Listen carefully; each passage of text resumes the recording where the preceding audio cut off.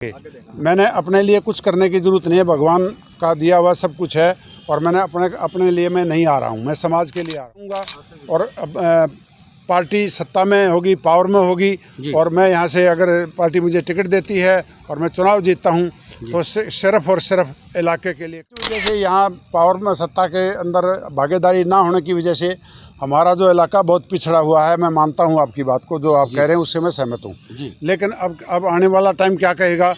अगर यहाँ सत्ता आती है, अगर हम जीत के आते हैं उस सामाजिक सोच के साथ। नमस्कार, मैं हूं संदीप कुमार, आप देख रहे हैं जिंद प्लस। जैसा कि आप सभी जानते हैं, चुनावी माहौल सज चुका है, एक से एक धुरंधर अपने फील्ड में आ चुके हैं। वहीं हमारे साथ में जुलाना से हैं समुंदर लाठर जी। आइए इनसे बात करते हैं, आपको रूबरू कराते हैं। सर नमस्कार। नमस्कार। कैसे हैं सर? बहुत बढ़िया।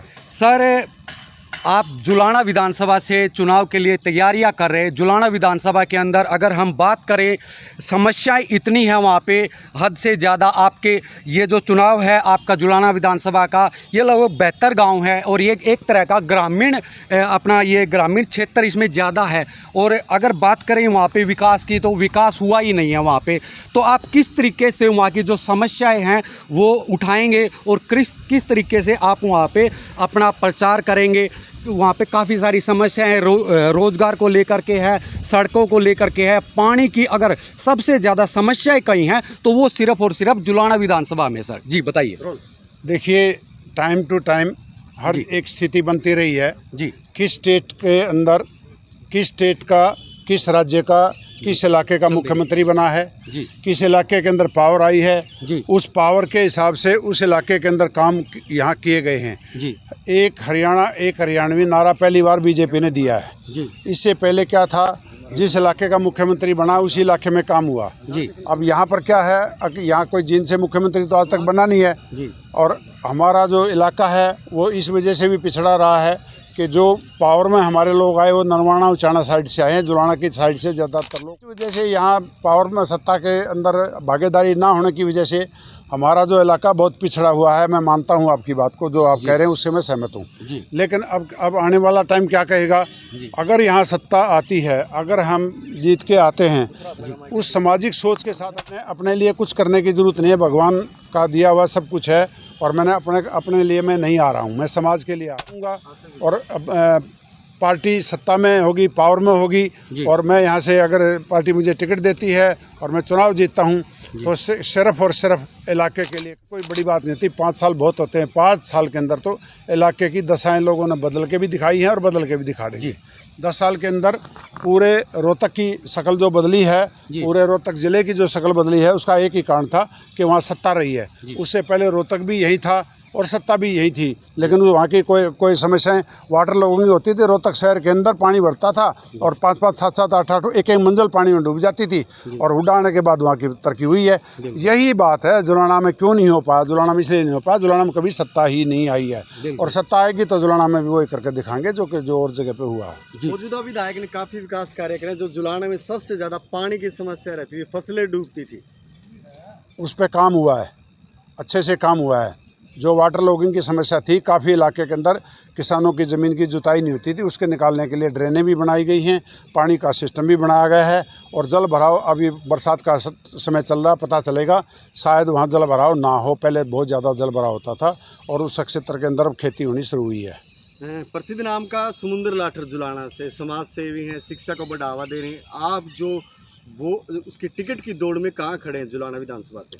देखो, टिकट तो एक पार्टी का फैसला होता है और ऊपर बैठे लोग जो पार्टी के अंदर होते हैं वो बिल्कुल गहराई तक नहीं जा पाते कि कौन कहाँ है। लेकिन अब की बार क्या है, अब की बार केवल और केवल विनिंग कैंडिडेट को टिकट दी जाएगी। जो समाज में अपना कुछ अस्तित्व रखता है, समाज से जुड़ा आदमी है, जो टिकट को, जो सीट को पार्टी को ला के दे सकता है, उसी को तो कांग्रेस टिकट देगी और उसी को जो है ना भाजपा टिकट देगी। और भाजपा के अंदर ये दावेदारी मेरी सबसे मजबूत इसलिए है कि मैं इस सीट को बीजेपी को लाके इसलिए दे सकता हूं क्योंकि मैं समाज का व्यक्ति हूं और समाज ही जिताएगा और समाज ने ही वोट डालने होते हैं। अदरवाइज़ ये सीट कभी बीजेपी को ना आई है आज तक, और चाहे विधानसभा हो चाहे लोकसभा हो, यहाँ बीजेपी हारती रही है। और मेरे को अगर टिकट देते हैं और मैं अगर चुनाव लड़ता हूं तो इस सीट को भाजपा को देके दिखा दूंगा। प्रधान जी, जो लोकसभा का चुनाव था उसमें कांग्रेस को 5 सीटें मिली, 5 भाजपा को मिली। अब प्रदेश में बात करें तो कांग्रेस का ग्राफ बढ़ रहा है, सबसे ज़्यादा हवा कांग्रेस की चल रही है। ये जो हवा है ना, ये 75 पार की भी थी जी शीट 40 आई थी। जी ये हवाएं चलाई जाती हैं। ये हवा जो है ना, वही हवा भी हो सकती है जो पीछे जो है ना 75 पार बीजेपी ने चलाई थी और शीट 40 आई थी। अब देखते हैं ये हवा कहाँ कांग्रेस के लिए फिट बैठेगी। वही काम होना है, क्योंकि अभी तो टिकटों का बंटवारा और कैंडिडेट के चुनाव के अंदर ये हवा ध्वस्त हो जाएगी। कांग्रेस में कोई इस तरह का सिस्टम नहीं है, ना वहाँ पर कोई वर्कर है, ना कोई अपना डिस्ट्रिक्ट लेवल के मेंबर्स हैं, ना कोई वहाँ कमेटियाँ हैं। ये हवा सिर्फ उनकी थी जो कि इस टाइम पर मोदी वर्सेज